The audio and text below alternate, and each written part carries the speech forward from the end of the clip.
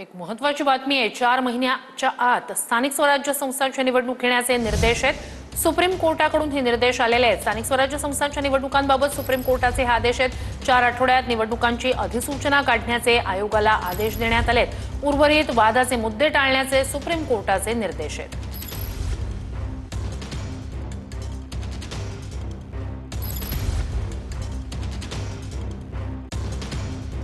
आहे की 2022च्या आधी जी परिस्थिती होती 94 ते 2022 ओबीसी आरक्षणासंबंधी स्थानिक स्वराज्य संस्थांची ती परिस्थिती राहील। बांथिया आयोगाचा जो रिपोर्ट आहे त्याच्यात याचिकाकर्त्यांचं म्हणणं होतं की 2022 मध्ये जो रिपोर्ट आलाय त्याच्यात ओबीसी सीट हे कमी केले गेलेले आहेत। त्यामुळे आधीच्या परिस्थितीनुसार 2022 ची आधीची जी परिस्थिती होती 94 ते 2022 त्या परिस्थितीनुसार लोकल बॉडीचे इलेक्शन घेतले जातील। सप्टेंबरच्या आत हे इलेक्शन घ्यायचे आहेत राज्य सरकारला आणि राज्य निवडणूक आयोगाला।